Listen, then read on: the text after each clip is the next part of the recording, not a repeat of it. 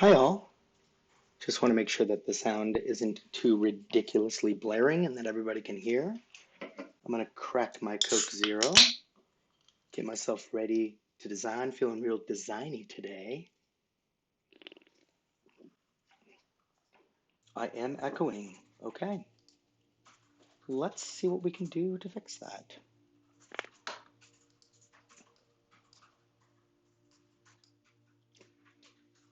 Am I still echoing, Alex? I think I have the mic maybe a little close.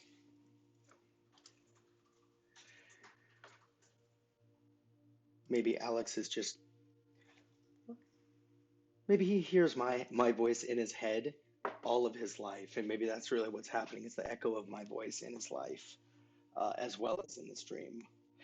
We've had problems with the quality before, so I just want to make sure that um, the quality is also good, as in the stream quality, the visuals. It's been too blurry at times, and so just want to make sure we're all good there.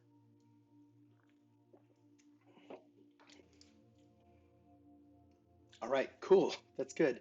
It's only taken 3 weeks to work these problems out. This is great. If anybody needs a primer on this stuff, maybe don't ask me. Okay, next question. Can y'all hear the sounds?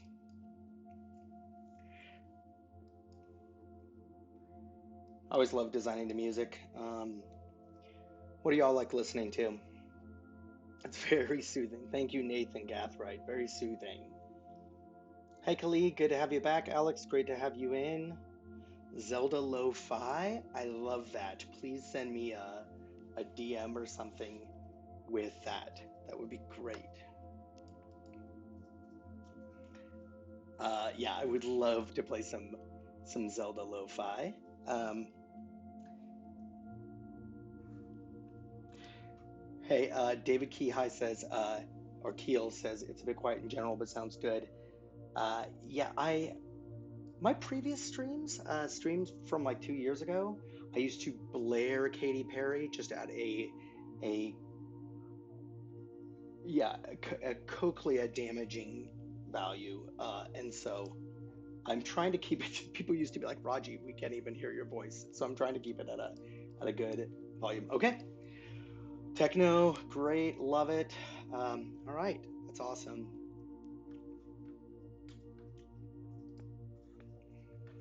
Yeah, I'm feeling something a little bit different. This is making me want to. All right, I'm gonna play a list I've been working on. My friend Justin made it. Actually, you know what? Let's do this. We'll see how it works out for us. Let's see if y'all love it.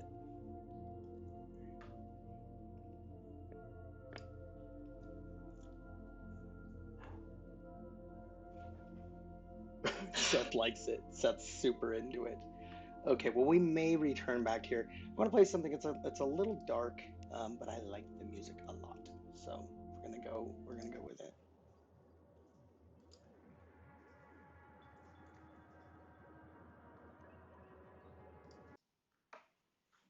I don't know if you guys like the Annihilation soundtrack, but we're gonna go with this. We can switch it up.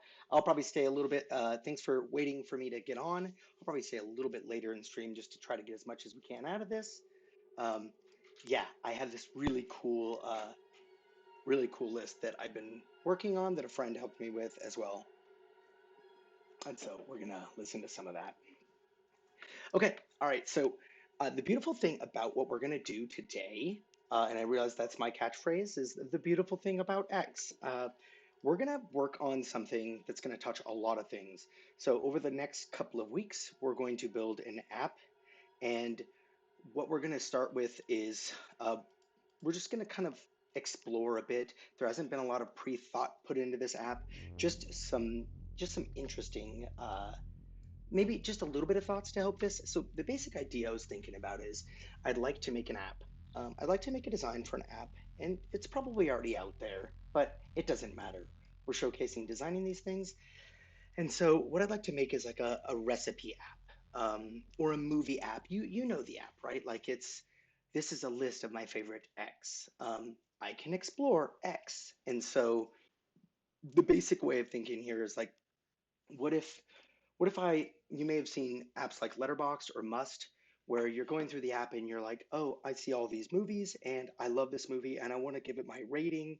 And it's basically about having a catalog so that you can go back and recommend it to friends. But the other flip side to that is that you could also use that same way of thinking for apps like a recipe app. So my buddy, who's actually in the chat right now, Matt Scribner, said, why don't you do like a recipe app, something for like tiki drinks? And I think it's cool that we can get there. I really want to get there at some point.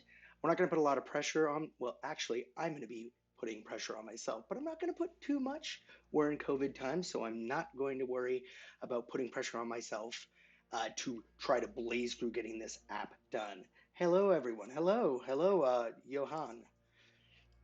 So what I want to do, this is how my brain works. So I would probably normally start like, I just love icons. So I would start with an icon. Like, who does that? Um, but let's just think through the idea of a recipe app really quick.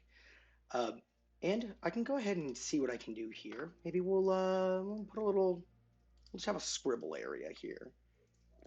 I'll just name it underscore underscore because why not? And we'll just have a frame here. In fact, you know what? Let's go back. Let's do this.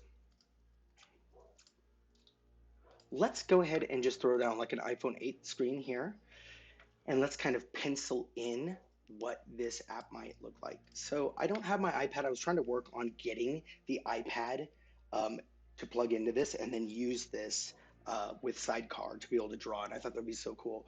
But let's think through, and if you can help me, let's think through what we might put on this screen.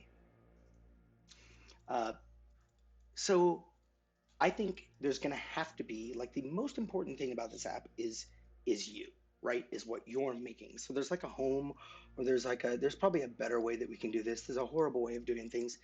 Um, we have a home, but we got to have a little door in there. Okay, what would the next thing be? Well, maybe some kind of explorer, and we probably know that this doesn't even look like a Safari kind of navigate, but there's got to be like some way to explore things. Really, we're looking for like an Instagram like clone, a logo. Sure, where would we have a logo? Why not just look at current design trends? And I'm going to look on an Instagram and be like, where's Instagram? Oh, wait, the logo's right here. So I'm going to literally say, oh, look, this is my, and I'm drawing with my mouse, so it's absolutely horrendous. I hate what I'm doing. Okay, we're going to put a logo here. Okay. Hey, good job, guys. Thank you so much for that great suggestion. It's a beautiful logo. I mean, we could make it a little shiny because it's super beautiful. All right. What's the other thing that we might want here? I don't know if we need much more, right? We need the ability to go home, whatever your home is. Maybe that's my recipes or whatever. You need the ability to explore somehow. And then you need maybe some kind of a settings area, some way to log in. So we'll just put a little round circle and then like a little head for like an avatar area. That's cool. Yeah, thank you for the comments on this. So what would be in the home? Let's just pretend as if we've got this home screen here. We'll just type in the ideas that we'd want to be present here. Now remember, yeah, where did the music go? No kidding. Um, Now remember, I think it had a long pause at the end.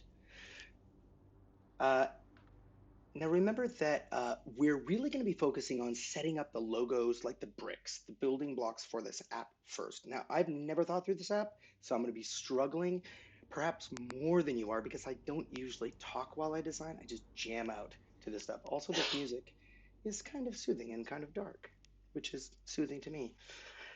Okay, so in this main area, what are we going to have? We can just use some text here to kind of split out the areas. There's going to be a home.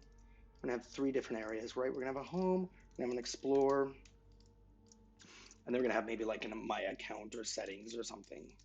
Not sure it should get that much real estate, but whatever, we'll give it that much. Okay, we'll just put them down here. Trust me, this is not a refined system in any way, but what would be in home? Maybe like some kind of like new recipes or something like that, like a curated feed of things. Um, I'm not sure, but let's just say like curated. I don't know. This is my stuff. So yeah, I want this to be my recipes. What's most important in this is not a social app. It is social, but I also want it to be like when I open this app and I'm ready to make a tiki drink, boom, I want to be able to like see those drinks and I'll be able to filter really fast. So with Explore, what are we gonna? We're gonna maybe like have some kind of categories in there. Maybe what are we gonna need? Maybe some kind of a searching in here. Maybe suggestions in here. Great. Please feel free to like leave some comments in here as well. And if you have any ideas about where we're headed, I would love to hear them and get critique on the way as well. And then settings, it seems like an area where you would maybe sign in or like link accounts. What else would you have? I don't know, my details, like personal info. Cool. All right. We don't want to make this too ridiculous right now. I don't think we need to cause ourselves to have to design too much. But this at least gives us some of the uh, building blocks for what we would need. Let's kind of think about what the kind of atoms are here, like with a recipe, if everything's about the recipe here. So we're just gonna put this here. Once again, we're just not really refined thinking, just writing down ideas. Sure, no problem. I'll increase my screen. Okay. With recipes, we're going to go ahead and say what is in a recipe? Well, there's got to be a name for it, right? And then there's got to be probably a description, or we could actually get more pointed and say something like directions. What else could it be? Like a rating, maybe? Maybe like my own personal rating, and then ingredients. And I think ingredients is probably separate than description because we want to be able to categorize those things. Katie Hurd says, I'm a new UX UI designer. I love seeing your process. Yeah, this is not quite a ridiculously amazing process, but I'm here to share and fail out loud with you. Uh, all right, so what else can we have possibly in here? I'm trying to think about anything else I might like. There could be a favorite, like this could be my favorites. Maybe we'll just put it in here. Is it a favorite? Anything else? Name, rating, favorites. There could be a category. Sure, why not? Or category, as you know, our friend category. Um, and I'm not sure what else I might have, but this gives us enough to start. Now, any side project that I've ever started on, I don't like overthinking it too much because if I overthink it too much, too many things going on in my life, then I'm just not. Oh, look at you. Yeah. Uh, if there's too much going on in my life right now that I can't that I keep making this problem bigger and bigger and overthinking it, I'll never get to it. Thank you. Pictures. What genius thought of that? I think the Nog got that one. All right. So this lets us know a little bit of what we're going to need to develop. So I'm just going to take this recipe text here and I'm going to come over here into components. Now, I don't even know what this app looks like, but right now we decided that we're going to start with the little mini design system first. We're not really going to uh, design the whole aesthetic and everything.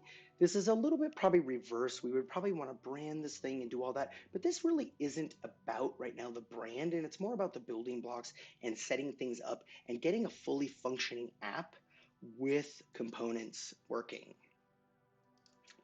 Yes, I am not a cartoon. I am not a cartoon at all, and it's too bad, but I'm not. Okay, so I just pulled this little bit of text over here so that I can think about what I'll need.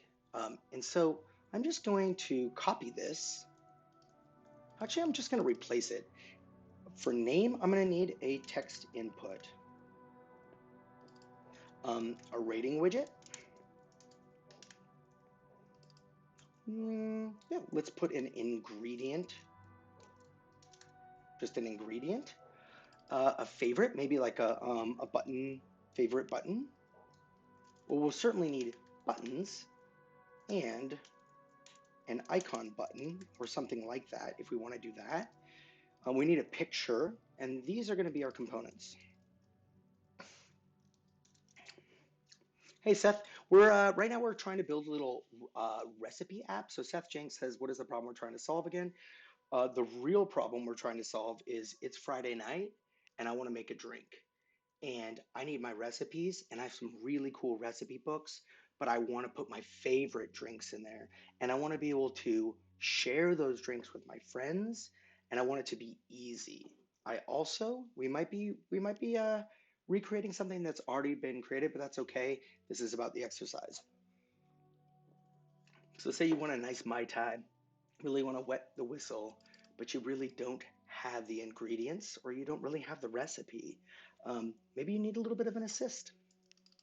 Heck, maybe you could actually have your friends' inventories there too. So you could be like, hey, Matt, dude, I know you have that bottle of Falernum and I really need it. Can you bring it on over? So Josh says we should probably add a video player.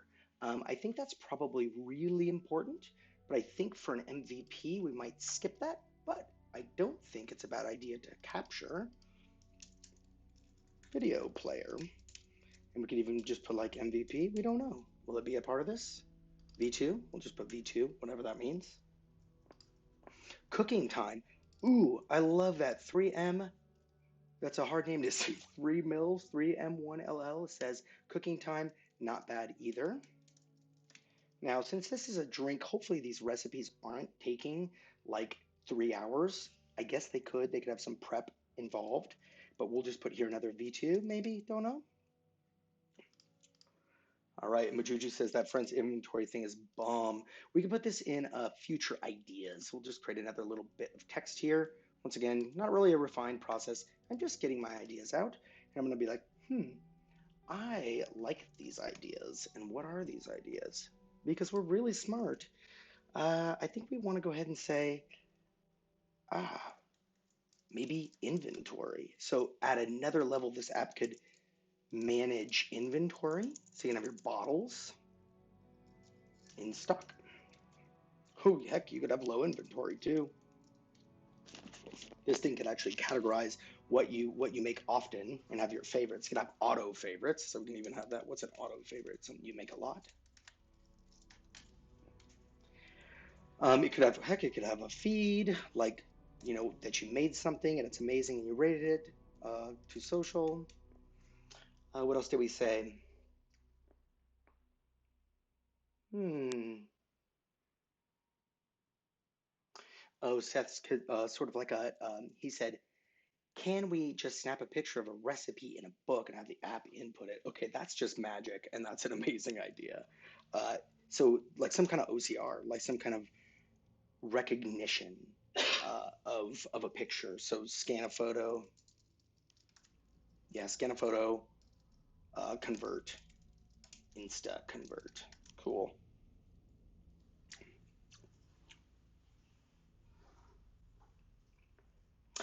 AK Gathui says, how do you determine which components to create if you don't know how the app is going to turn out? Um, normally, normally, I would figure out the app that we're going to create first. In this case, we're doing a little bit more play. We don't know exactly what the end result is going to be, and we're going to build out the sort of base set of components. And this is more iterative.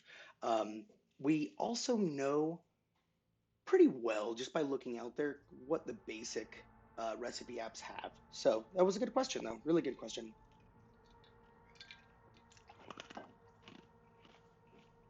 All right. Yeah.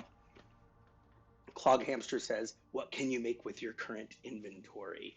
Um, that's a great idea. But also, friends inventory. Yes. So cool.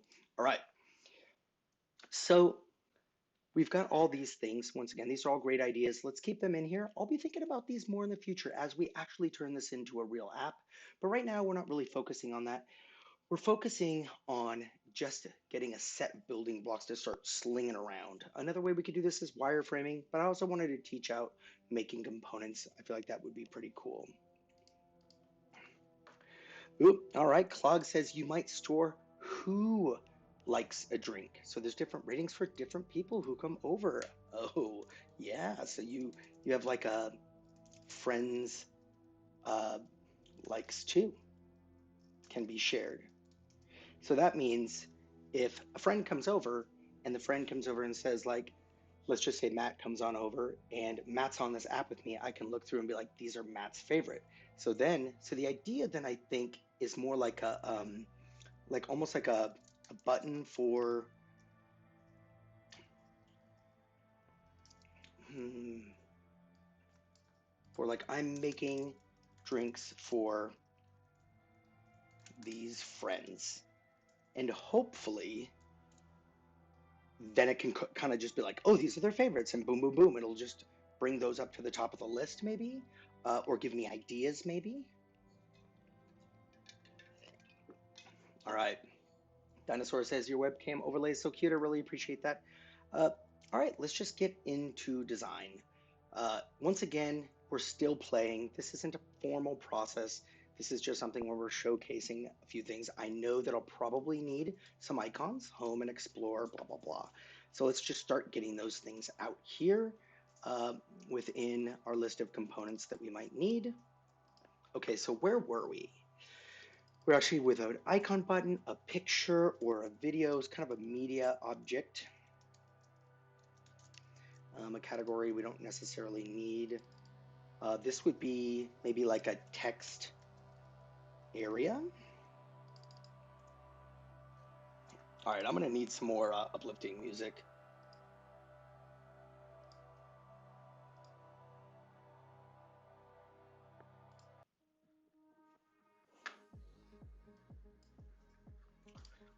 Yeah, bullet lists is another good one. And we might even want to develop those out and what those might look like.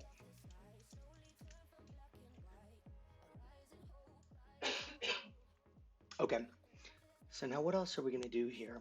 Text input, rating widget, ingredient button, icon button. We're also gonna need icons. Just put here.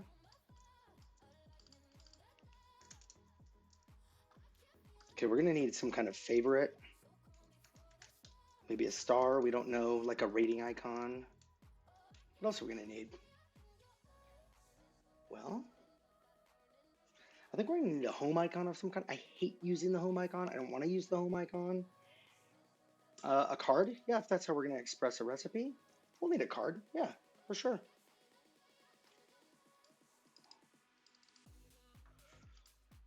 Ooh, very nice. I love what Claude's also saying. We're gonna go back here into the app again, or sorry, into the brainstorm, and we're gonna say like, we're gonna need some kind of tools. And that's gonna get into an area where I think that would be in the recipe. So yeah, if you needed like a torch or something to light a drink on fire, required tools. Great, so let's come back here again. I think we can have an icon for each tool. So mixing tools. What else will we need for icons? Some kind of home, some kind of explore, some kind of like U area, like a profile icon or something.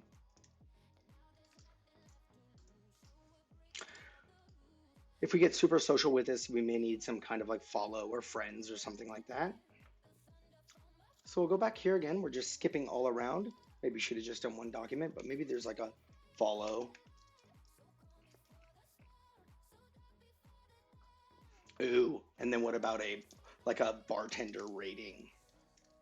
Like what if you made your own and you shared the drink and people went nuts over it? Like what that's like your own personal, like other people rate you. Dinosaur says, or Dinosaurus says, can we do this without a hamburger? Ideas. All right, I'm just gonna bring in your ideas because they're all so good and I want to listen to you. So Thanog says the loading icon could be a drink. Who knows? Pouring over and over and over, like an unlimited drink, like that Alec Baldwin whiskey drinking gif. All right, we need a share icon. That is probably something that I think sharing drink recipes is absolutely at the center of what it means to have a drink with someone. Yeah, these are great. You guys are doing fantastic. I love that. I'm half tempted to just I'm half tempted to just bring you into this document and let you just go at this and start like adding your own ideas. But I have a feeling that might get a little chaotic. But if you want to, I've done wilder things on stream, so I'd be happy to do it. All right, so yes, we need a card. The card's going to need to have maybe there's going to be like a heading, like a body copy. Pretty simple stuff here. Typography system of some kind. We'll figure out what that means. So Char says, a general tip, consider using Lottie animations for fun and delightful experiences throughout a user's journey.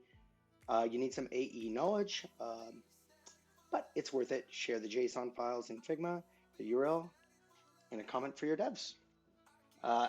Fantastic idea. Fantastic idea. All right. All right. So we know we're going to need these components. We don't, this is, like I said, this is going to be a very backwards way of approaching this design. Normally, the way that I would approach this is I would say, here's the app that I want to design, and this is the brand, and this is the aesthetic, and this is what we're going for. And this process is more akin to the way that my brain works. It's spirals and it's just circular. Like I'm going around and trying to discover things, and I'm getting inspired by things, and then this informs this. And so it's a little bit of a chaos kind of a design, but for me, it works and it helps me to come up with ideas. Yeah, so Clog Hamster says, is it like a mixology app? Absolutely. All right, so all we've done here for 30 minutes, we're actually 20 minutes on the stream, is write down text. So I hope that you all have learned how to write down text, because look at us, we're amazing. We're gonna go ahead and just get going with this text. We're gonna keep everything pretty blasé for now, and I'm just gonna start designing something that looks like a text box. Like I think we've all done this. It's not too difficult here. And I'm just going to type in text input. And I'm just going to put it in there. And I feel like this app, a lot of times maybe it'll be on a dark interface. Maybe it's later in the night. You don't want some blinding thing. So it might be on a dark UI. I think that would be a super, super cool thing. Plus with photography that's really nice, especially with very artisanally done drinks, I feel like that would really showcase that. Here comes the rectangles. Guys, we're so good at rectangles. Oh, wow. Look at us right now. Look at us go.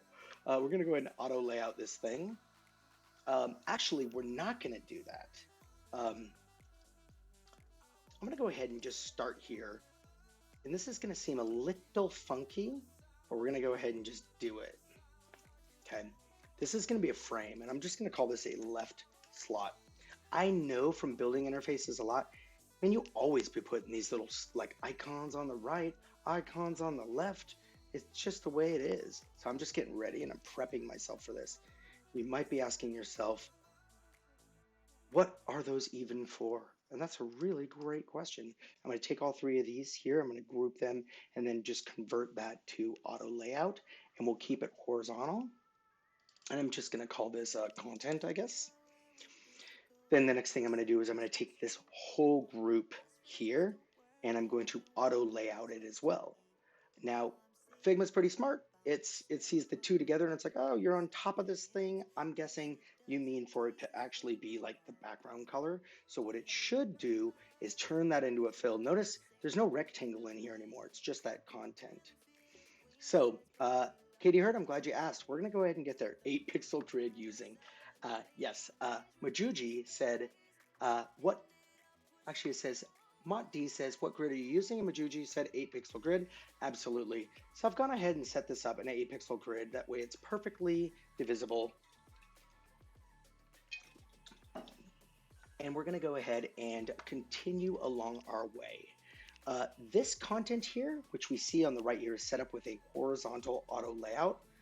I'll explain to you in a second, but for now I'm just going to hide the left slot and hide the right slot.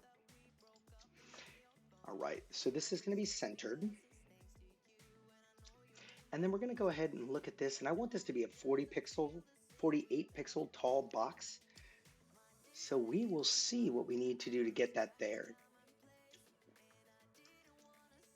Let's see how big our text is.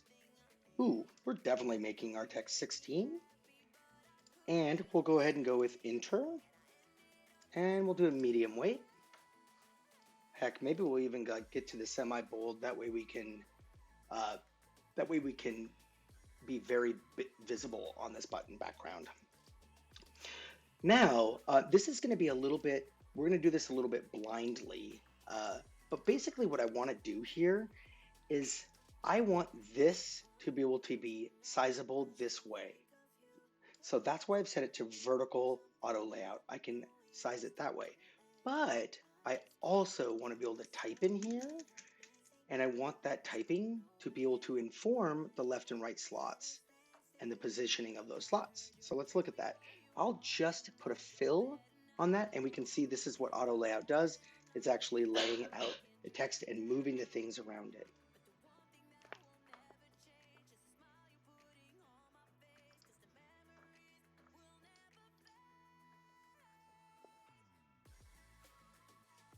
Just give me a second while one thing I've always needed is when I design, I cannot design to vocals.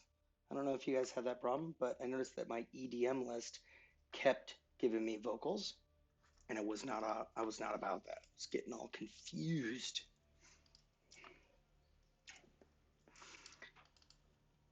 Yeah, Kali, I chose a random list and it just didn't work out. Okay, so let's get back to what we're doing here.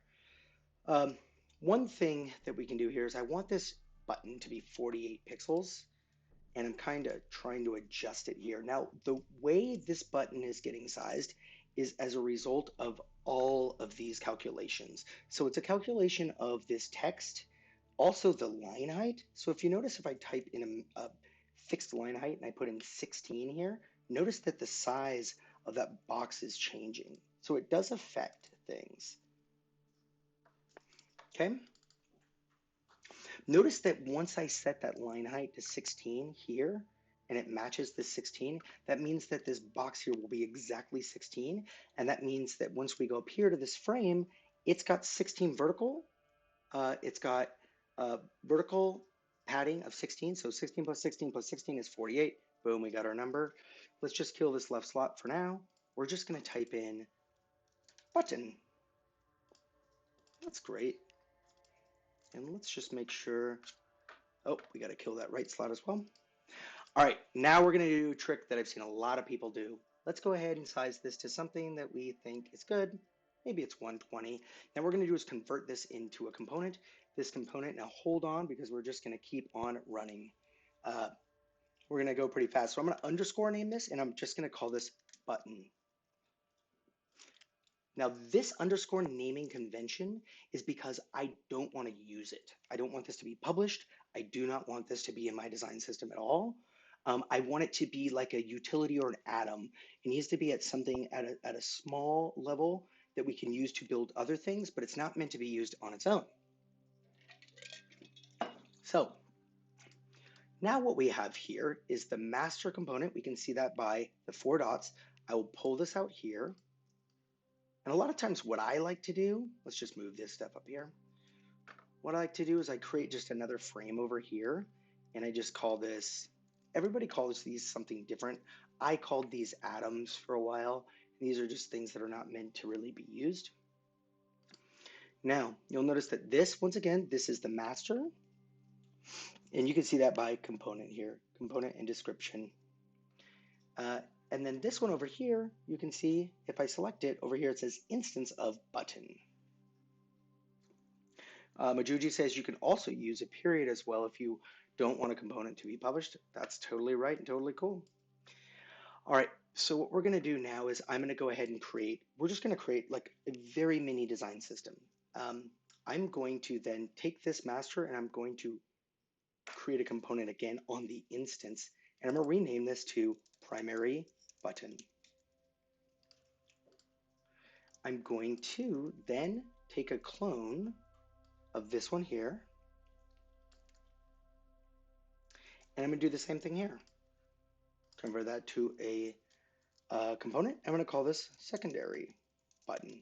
Now, if I was working on an extremely large design system, I'd probably want to start using some kind of naming convention here, like uh, button slash secondary. You'll see why I would want to do something like this. Button slash primary.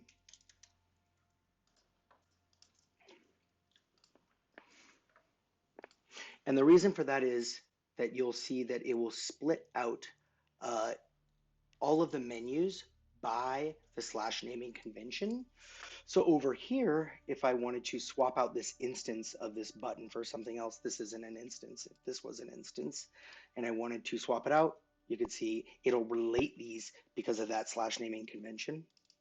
All right, let's actually style these things. Now, once again, I don't know what this is going to be. I don't know the aesthetics of this app, and we're going to work through that, but we're going to create a little framework and some really, really rudimentary building blocks here.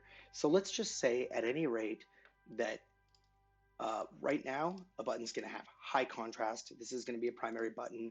We're going to go ahead and create a black background and white text. On this one, however, this is going to be a secondary button. And so let's just go ahead and take this background and fade it way out, make it super duper light, and then maybe like kind of just, there's no, once again, like I said, we'll come back in here and we'll do whatever with these. Maybe we don't want a rounded border radius. Maybe we want like chamfered borders, or maybe we want cutouts on that. We don't know what the aesthetic is yet. So, all right, that's great. We got kind of some building blocks here, right? We got a button, and then maybe we'll have a third one, but who knows? Let's not go too far. The cool thing about this is that this really is the basic building blocks and the scaffolding for these. So if I make this bigger, those get bigger. If all of a sudden I'm like, this sucks, I want a different font, it needs to be extra black, boom, I can extra black it there. And these things will take that on. Now, if at any time I come to this one and let's say I go, you know what, but on the secondary button, I really want to do like a medium, like I just want it to be less impactful, but it's okay for my primary to be all big and thick. Uh, if I now come over here and I change this, notice that notice that this one's not changing, and that's because I've overridden this. This is called a component override or an instance override. And so we'll just back up a bit.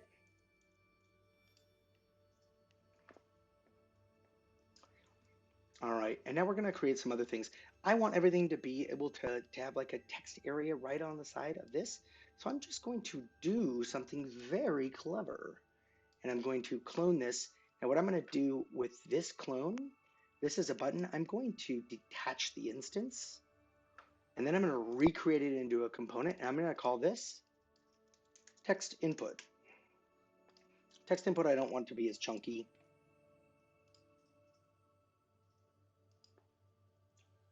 Maybe like medium. And text input, I'm gonna probably want it to have, let's just go ahead and put a drop shadow on it. I don't know if this interface, I really want a drop shadow on it.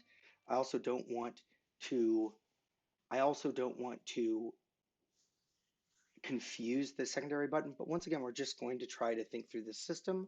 Remember, we still have this little content area here with a left slot and a right slot, so we can put icons in here, which I think is gonna be awesome. Um, One thing I think we should have with this though is I think that on a text area, I don't want the text centered. I want it on the left. So I'm going to go ahead and align left. And these are auto layout align. This is a little tool panel for those. So we're just going to type in here text area. Seth had a question. Um,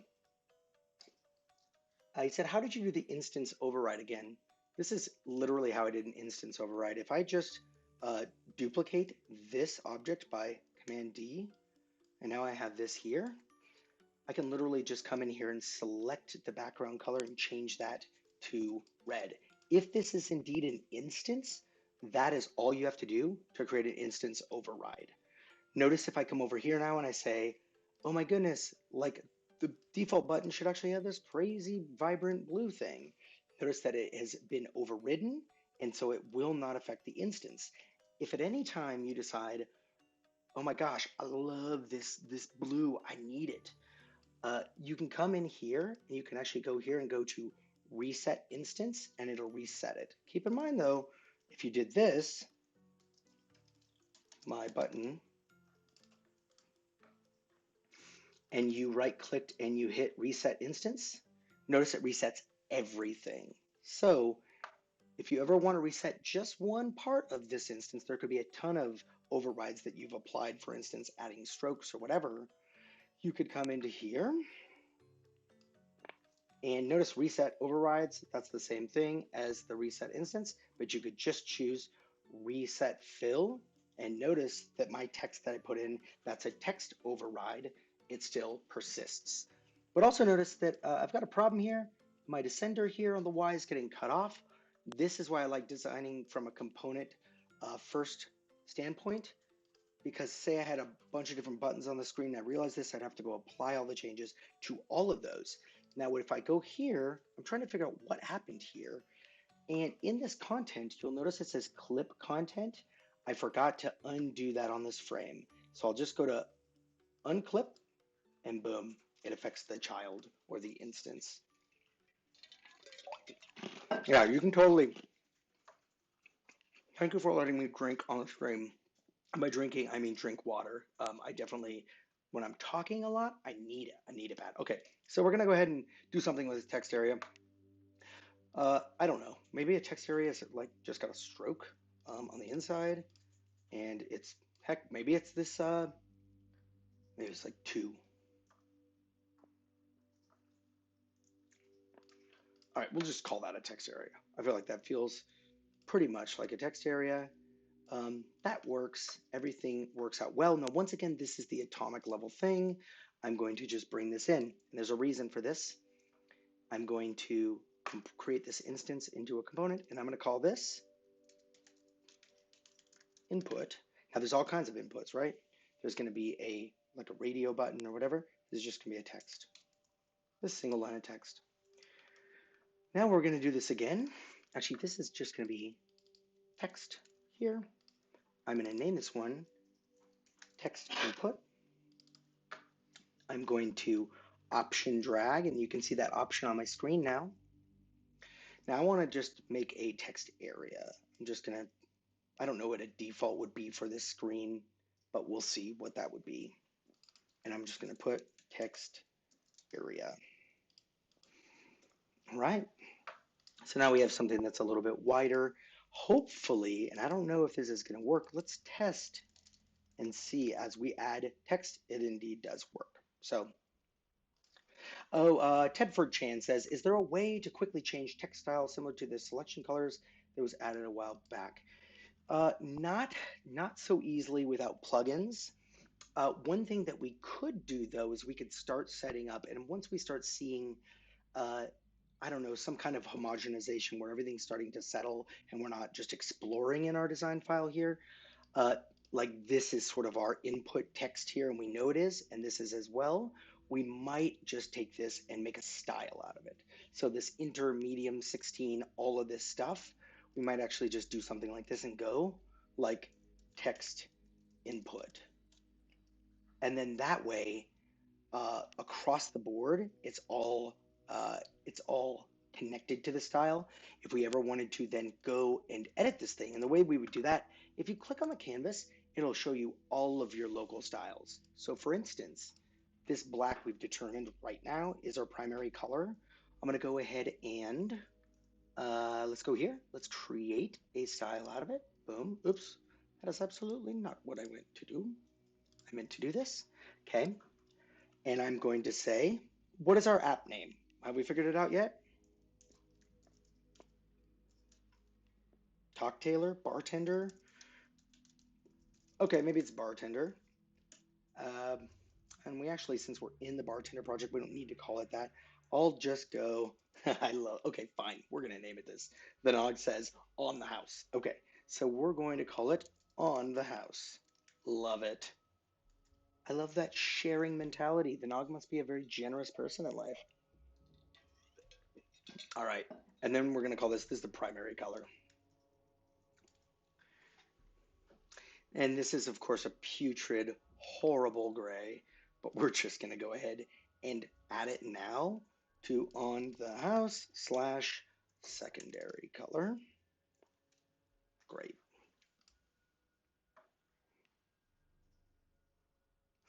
Marie Claire Doyle says, how do you import a UI kit into Figma in order to save time in creating some buttons? That is an absolutely a great question. It's a question that's answered a lot, and it's also a question that luckily there is an answer for. So you can go ahead and import. Here's the import button. I just went back here, and you can import here, and you can import a sketch file. I don't even know if I have a sketch file, to be honest. I have Sketch. Um, yeah, if I had a sketch file,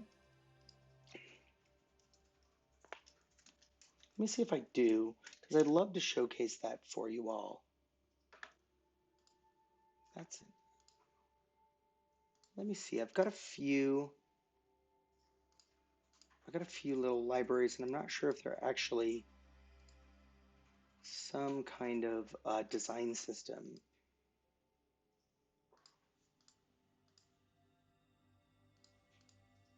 Yeah, I don't really have anything for you, Marie Claire. I can absolutely showcase that, and I'll remember to have one just kind of hanging around. Um, a free UI kit? Absolutely. So, Marie, one way, if any of you need, uh, yeah, I totally get you on that one. I can help you out with that. So one thing that we can do is Figma's starting to release this thing called a community beta. Now they started with community with plugins, and I'm sure a lot of you know about that now. But this is a picture, or this is an example right now of our current community page in beta, and there's a lot of great UI kits and things that you can find here. For instance, like here's one right here. Like maybe you just need the iOS like browser UI to showcase, and it's all here. You can literally just duplicate this and use these things. They're all native Figma files. So we're quickly starting to amass our own UI kits and everything that you might need here, including icons. Let's just say we needed icons, we needed to fast forward this, and I've showcased this on stream a few times, but let's just say like we didn't want to waste the time. We really wanted to rapid application develop. We could just download these icons and start getting at this thing. Uh, but otherwise, let's see what else we could potentially do. Let's do this. And let's just say, let's say you found a UI kit here on Sketch App Resources, and I would like something that looks like it might be something we want.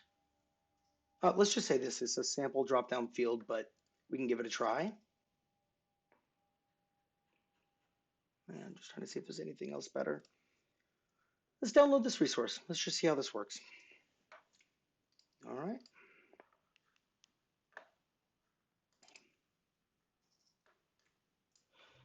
All right. So the way that you would then work with this sketch resource.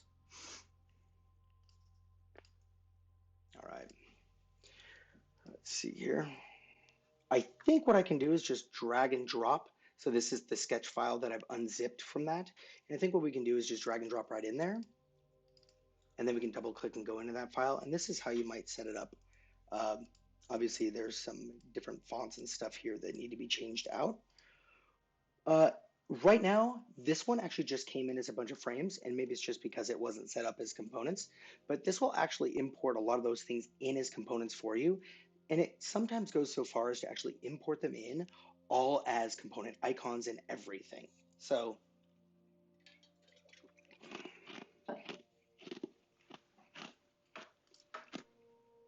if any of you would like to get access to this Figma community beta, where you can publish your own files. For instance, here's some of my own here that I published based off of some tutorials, a little animation here. Here's some sort of progress meter UX stuff. If any of you would like to see, like would like to be on this community beta, just let me know. Email me rking@figma.com. Uh,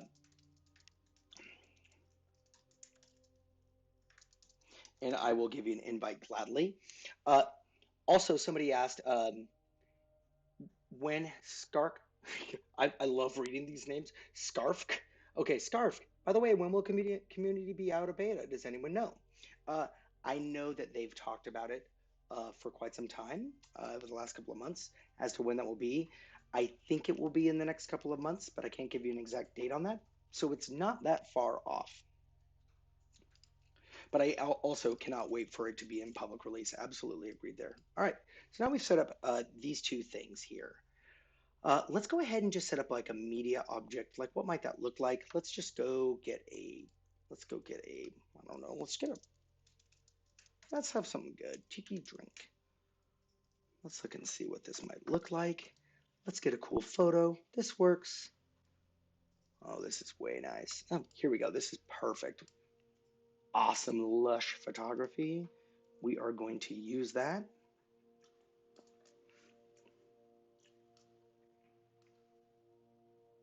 We'll go ahead and just make it the same size right now as this text area, which is 304. Is that correct? Yep. And we'll go ahead and just lock this in 304. Let's just, it might squish a little bit, but we'll go ahead and go 200. And then we'll go ahead and convert this into a component. We're just going to call this media. Let's say it has the same rounded radius. So all of these, the rounded radius that we've been honoring here is 12. And that's what I just set up by default. Looks a little bit nice and round. Uh, the one thing that you'll notice here is that I did put 12 on the component, but it didn't do anything. And that's because if you open up this here, open this disclosure triangle, you'll see here with this image, it's actually a child of this. In order to get this border radius on this media to actually clip it, you have to make sure you hit clip content. Once you do, it works. Uh, this here, I don't know if we actually need any kind of atomic relationship where we have like a sub object. Maybe we do. But for now, we'll go ahead and have this. All right, let's continue along. Let's see what else we can make. All right, we're definitely going to need an ingredient. So like an ingredient line, uh, button, icon button, media object, text area, bullet lists. Yep, those are great. Some kind of card for this. Heading and a body copy. We'll go ahead and just go simple on the heading and the body copy. Now, the heading and the body copy, there's a couple of ways we could do this. I've seen a lot of people actually create heading components, which is plenty fine way to do things. But for me, I think what I'm going to do is I'm just going to have here, we'll go ahead and set this at 20 for a heading.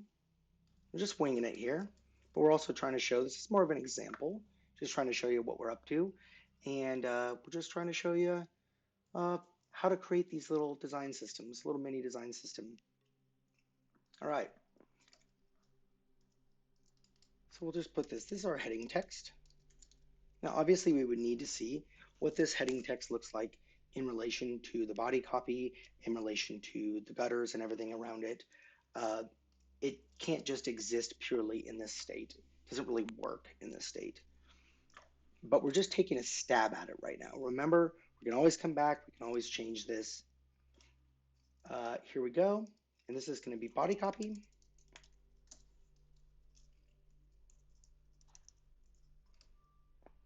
And we'll just set it to that wide. Okay. Notice at first this body copy, there's a reason I did this like this, is that this 16, it kind of was inherited because we copied this text out of here. We're going to go ahead and set this to like maybe 100, 140%. Maybe a little too tracked out, maybe a little too high, maybe 130, 135. We'll see more how it feels later on.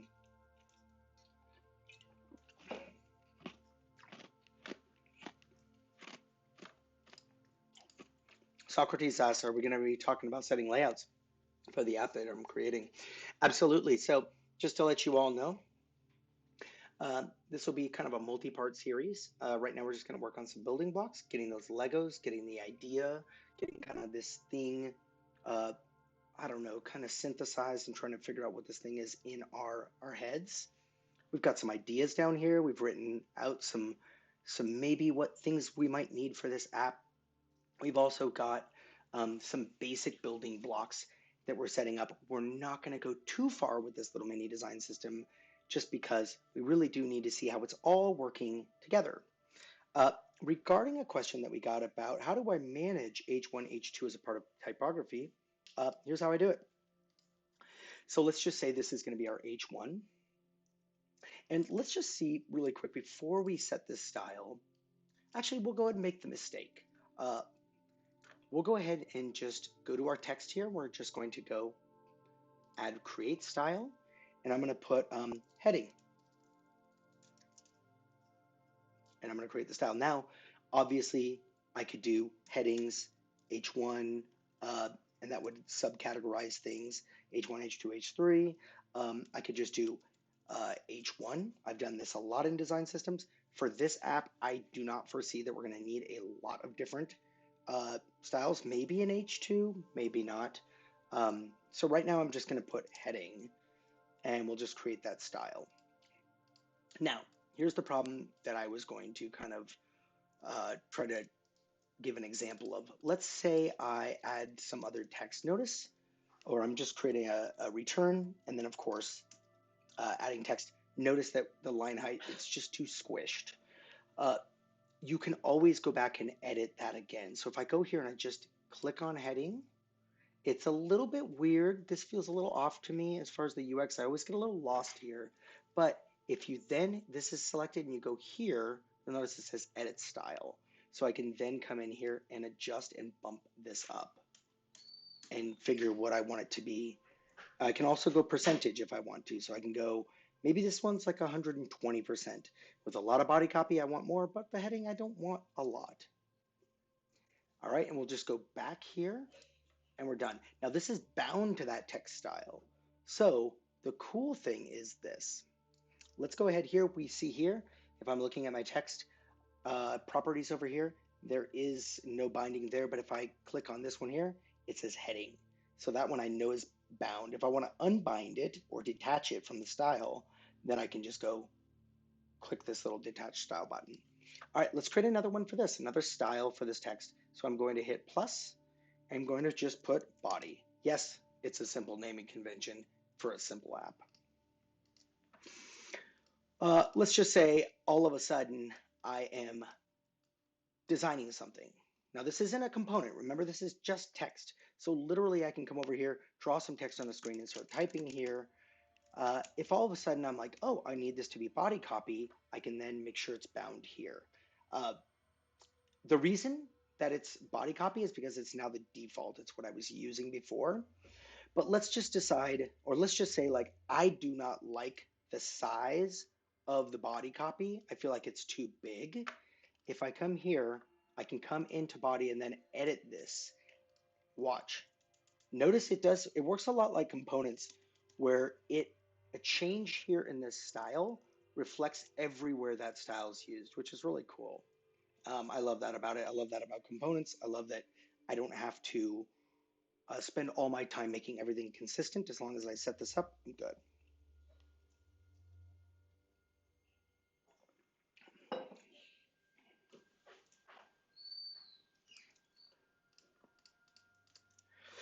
All right, so now we're here. I'm gonna just rip out this text here. We have bindings on this. We have our text style linked here, and I think it's called linked, but I like to call it bindings.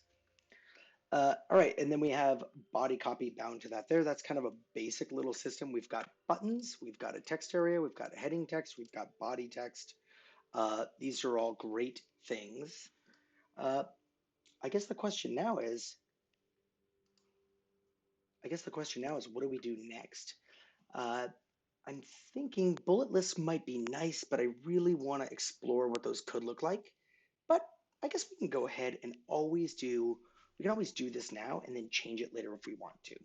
So we'll go ahead and create a little bullet list here. Now these aren't really needed anymore. I'm just going to keep them here for an example, or we can actually just drag this out here and just put type here. But because these styles actually live in the document as like a global style, including the colors, I don't really need these on the screen, but I guess I'll keep them just for reference. All right, let's go ahead and take a stab at a bulleted list. Let's see what we can do with that. I'm going to borrow the body copy, just a little chunk of that to build this little bulleted list.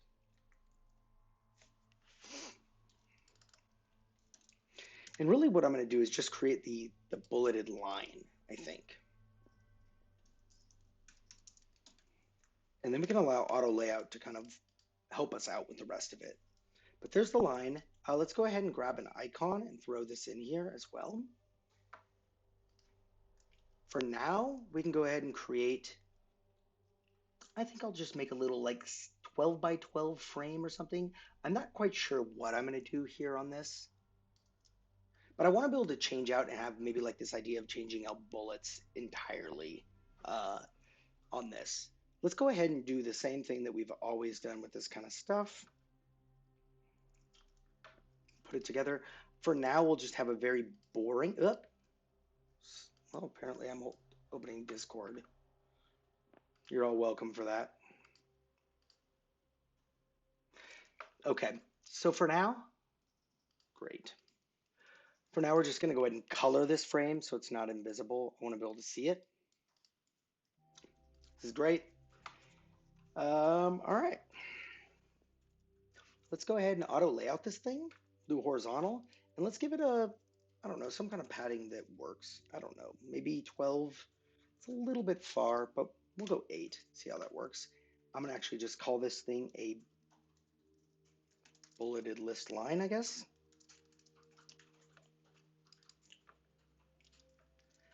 All right, and we'll just create this thing as a component. We don't know how this thing is going to end up working out, but we'll give it a try. So if I just option drag down here, I can see this. Let's just put a few together. And one way that you can do is you can just use Figma's built-in ability to lay these things out. So if I just clone these a bunch of times, you can see here that I can go ahead and click this little button here, and I'll automatically space them out.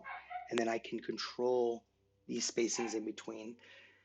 Now, the thing about this is that I actually really want that to be controlled by me. I want that spacing to be controlled by me. I don't want every time somebody uses a bulleted line to actually have like, maybe it's 10 pixels on one time and maybe it's like 8 pixels on another time. Oh, okay, Justin, thank you for that native bulleted list support request. Thank you so much. Mont D, thank you so much for coming in. There will be a replay, absolutely. It'll be on the videos tab on Twitch. Chris, I'm just going to answer a few questions here. Shirigs Dave says, do you recommend to write the font size as part of the style name? I have done it before. It really depends on the project, but sometimes it really does help to put in those kind of font details. For me, I don't do it a lot, but I have done it a few times. Let me see if I can address any other questions here.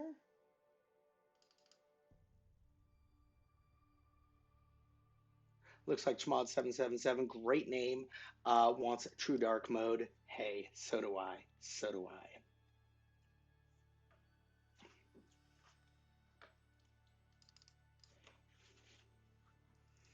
All right. All right, so this is probably how I would, yeah, I've done this a few ways and I'm not quite sure exactly how I would handle this.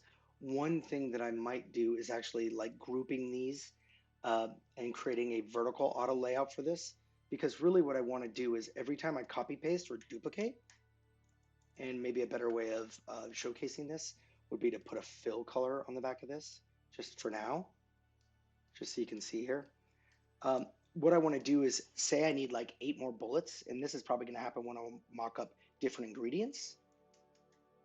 I want that frame to auto layout and push anything down, but I also want the spacing to be automatic. I don't want to have to think about it. I don't want to have to like communicate to my future self exactly what that spacing was. Okay.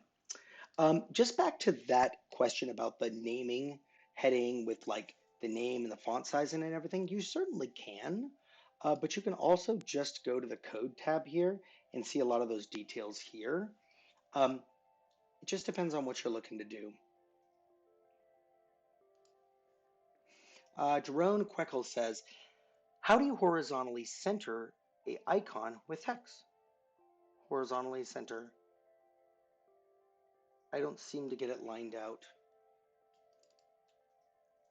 I'm not quite sure what you mean by that, but I know that within this frame here, and notice that this bulleted list line that I created here, if I click on the frame here, I'm just going to call this bullet frame. Notice over here in the auto layout properties, it is centered. And then also the text here, it's set to centered as well. So I'm not sure if that answers your question, but yeah, let me know. We can address it again. I can take another stab at it. All right. So this here is just I think one thing that I want to do here is that I want to be able to have this bulleted list available to everyone just to like grab and throw it in somewhere. Now, this is a little bit of a problem that I've had before with design systems, and I have various ways of going about it, but I'll go ahead and just tell you maybe the one way I would do this. Um, let's just call this a bulleted list. Now, one thing you could do, and this is how I did it when I first started making things like this, you could just make a whole butt ton of these things. And then this is your master component. And then you just take a bunch of them and you just hide them like this. Boom. I wish that I could absolutely hide altogether. That would be fantastic. And I'm sure there's a key combo that I just don't know. In this way, then when you're actually using this as a component over here in a mockup, and you want to go ahead and add more, you have these here. For now, this is a mock-up. These are going to be mock-ups of this app. I'm going to go ahead and take this approach. There are other ways to go about this approach, but we'll go ahead and just take this one for now because I think we have more questions and I'd like to answer those. All right. doTERRA Design, being a champ, says you can hide them all. Just take them all like this and Shift Command H and look at that go. Thanks so much for that. For some reason, never put that into my arsenal. Um, All right, so doTERRA Design has a question. It says, now you can't extend the bulleted list line. How would you get around the horizontal layout constraints? I tend to remove auto layout from a bullet list once it's aligned so that it can stretch. However, we lose the auto vertical stretch functionality. Let's see if we can try to figure that out and showcase what's actually happening there. And I think I know exactly what he's talking about. So let's just say we do this. And the problem here is that like we really want it to be centered to that line of text, but we don't want it centered to all of the text. Uh, this may be like a hacky or something, some hack or something like that to you, but uh, one thing that you could do is just to determine what that line height's going to be, and you would know that by coming into this body text, right? Coming in here knowing that it's 135% of 16. So what we can do is, and I'm going to go ahead and edit it in this master, and we'll just kind of move this one down here so that we can see the changes down here. Let's get in close. All right, so one thing that you could do is just create this thing to be as tall as this here, which is 22, and then leave this one at vertical. So this one, once again, the frame is aligned at vertical, and then the font, of course, can be or not the font, but the icon can actually be somewhere within that container. And that might be a way that I can approach this, this problem. Uh, and then, of course, this frame, you would just end up taking this off here. Boom. Oh, sorry, we'll just take off the red there. And that's going to be our bullet. And while we're at it, we may as well just make it look like a bullet for now. Let's go 8 by 8. Probably way too dang big. Also, I'm not really liking the spacing in between these two things. Now that we have this new frame on there, it's a little bit weird. Be a little leaf or something like that. And I think that would be super cool looking for a tiki drink app. But we'll just leave it at that. Let's see if we have any other questions.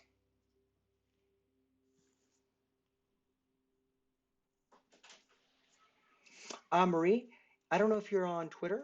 She's asking, Is there any Figma tutorials on importing UI kits into files? I still can't do it. I have files downloaded on my dashboard, but I can't bring them into my files. Marie, I'd be happy to take a look at that. If you're on Twitter at all, just hit me up at ROGIE. Also, if you're not on Twitter, feel free to just hit me up at rking@figma.com with any questions you might have, and I'd be happy to hop in and help and see what's going on there. Oh, Darian said like, hey, can you click the eye and drag down? Let's see. Darian, awesome, awesome suggestion, awesome suggestion. We can also, of course, shift select those things and shift command H, I believe it was, which was an awesome other suggestion. So I think both work great, and that's super cool, Darian. What a great little hack. I love it.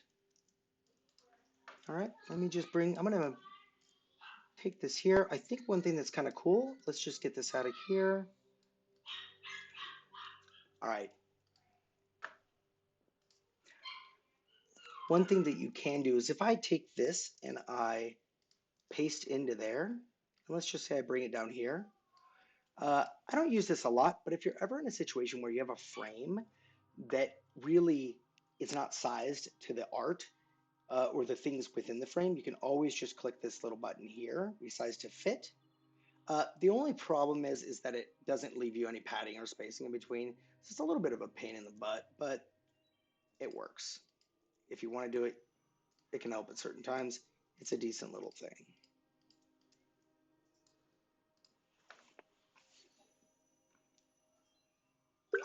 All right. Well, we'll be on for a few minutes more. What else should we do?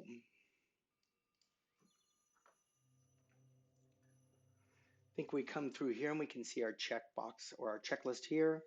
What other things might we need? We would probably need a rating widget. We would probably need text input. We've done that. Ingredient, that can be our bulleted list. And that can actually come with it it can carry with it like some kind of an icon, which will be way cool. Button, icon button. Let's just see if we can actually work out an icon button and what that might look like. So let's just create one icon here.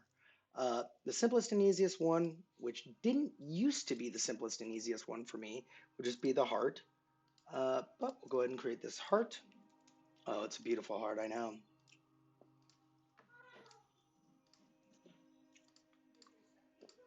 Okay.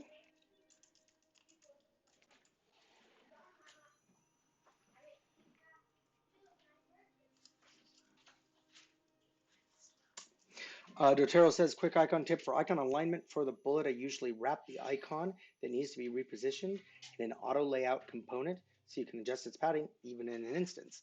I think that's great. I think that's fantastic. Really cool idea.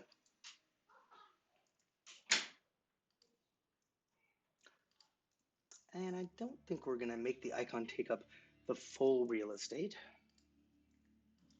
For icons, what I would do is also download some kind of a resource for, I believe on the community beta there, I saw this actually just recently. Let's go here and check this out. I did see an icon design template, which is great. Where did it go? It was around here somewhere. Let's see if we can find it here. Yeah, so we have a macOS icon template, but there was one that was super generic and I thought it was really great. And it's just for basically setting up some bounds for the furthest bound that you would want the fill of an icon to go to. I'll have to find it. Oh, there it is, right in my face. All right, let's duplicate this one. All right, so notice this here, some different guides. And then, of course, this was what I was talking about. These are sort of some guides to help you know how far to make this icon go within its frame. So I would probably end up using this and just seeing if this works out for our use cases. Also, we're designing on 32 by 32. This may not be the ideal size for us right now, but we'll go ahead and just design this one icon to see how we can do this. I'm gonna go ahead and outline the stroke on this one so it's actually a shape. We'll just go ahead and call this icon. We'll use our slash here. We'll call it heart. One thing that's awesome about, and I did not know this about component descriptions, let's just say uh, you have a massive design system and you have hundreds and hundreds of icons. Uh, Somebody might be searching, or designer may be searching for heart, but they also might be searching for like, or they might be searching for fave or favorite. And it's hard to educate them to know exactly what this naming system is every single time. So these words act as sort of indexable keywords. So for instance, when I'm in here and I'm looking to throw a heart icon, and what we're trying to do is create an icon button. So just a button with an icon in it. So let's do this. If we go to assets panel here and I start typing in like, notice that that comes up. But if I type in fave, that comes up. But if I type in something else, obviously it won't come up. And the reason for that is it's indexing those keywords. So you'll even notice here as you hover it, it'll let you know what those keywords are, like heart, like, fave, favorite. So I think that's a really great little tip. All right, so this is where those slots are going to come into play. Now we got to go back and re-architect our button here just a little bit so I can use component swapping.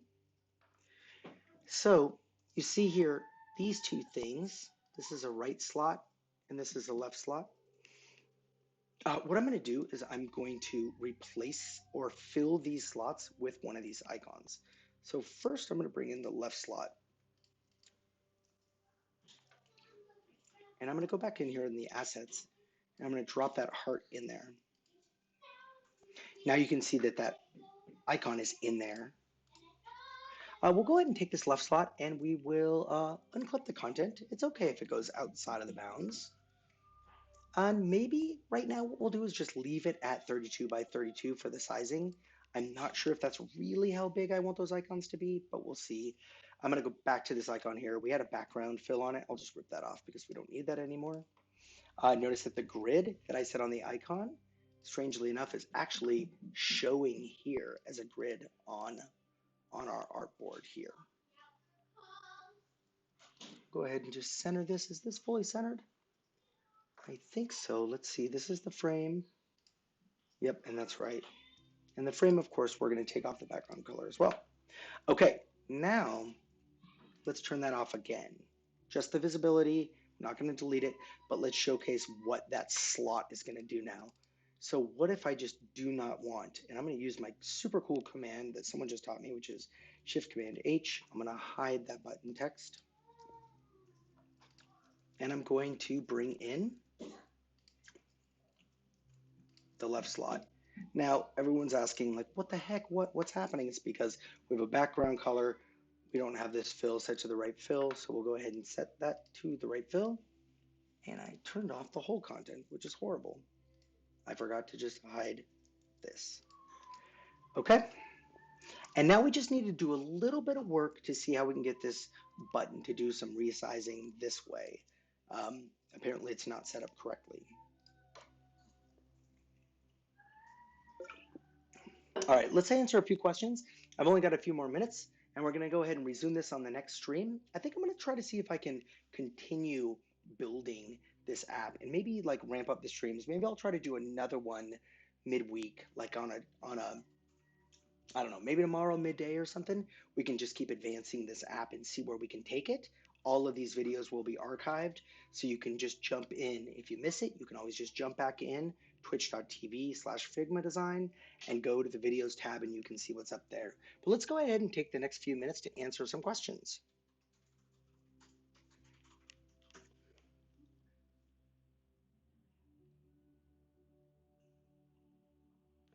Brian Sweeting said, I would love to be able to, yeah, dude, yeah, I'm hearing you there. He would love the idea. He would love to be able to option click and resize to fit and be able to enter a padding amount. That would be great.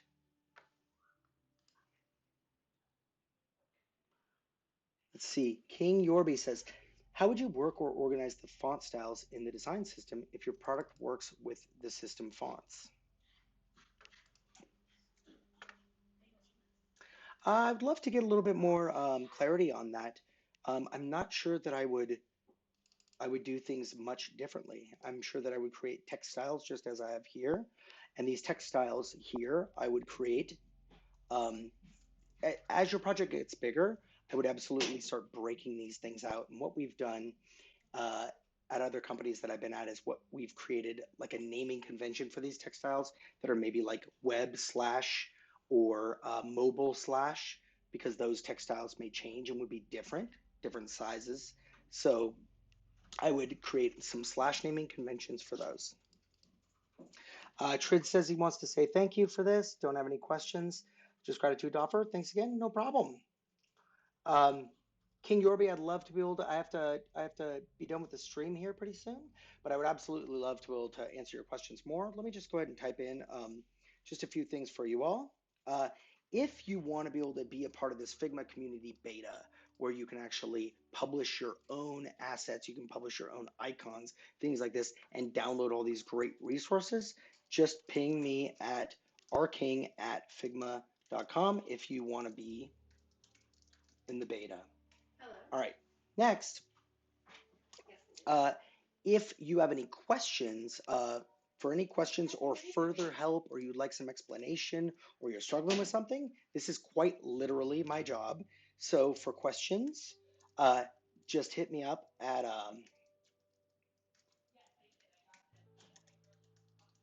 twitter.com/Raji if you're like a Twitter person, or just email me at the address above.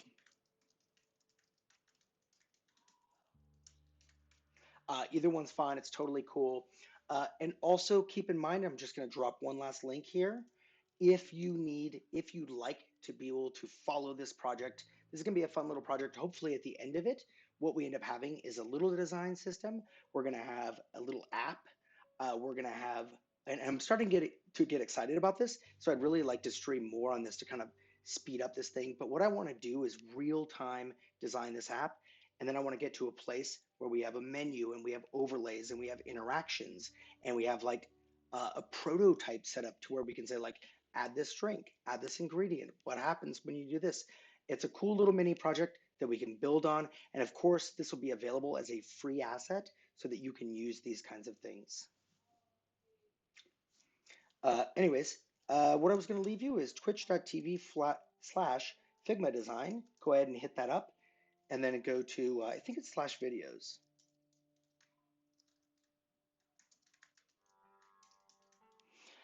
Um, Thank you so much for coming in. Darian would love to see a comprehensive run on what you can do with slots. Uh, yeah, I'm wondering if you already know what I'm going to do, but basically that's one thing I love is I love creating everything to be in components and then doing swap outs of instances, especially when linked with auto layout. You can do some pretty powerful things and never detach your instances. It's pretty cool. It's pretty dang cool. And lastly, Ian the Hunter says, "Have you recently changed the desktop icon?" I actually saw that, and yes, we did. We absolutely did. There's that Twitch link for you as well. Oh, Darian's saying he watched me show Ryan something with those component swaps. Darian, I think that we can. I think that I can show you that at any time. If anybody has any technique questions or anything, I'm honestly here to learn too. Like I don't know everything. I'm a designer just like you. So uh, I learned some things today too. So thank you everyone for what you've done and coming here and being a part and enduring some of my crappy music. Thanks so much. I'll be back on pretty soon. I think I might even jump on tomorrow and do this. So anyways, thanks a lot. Thanks all.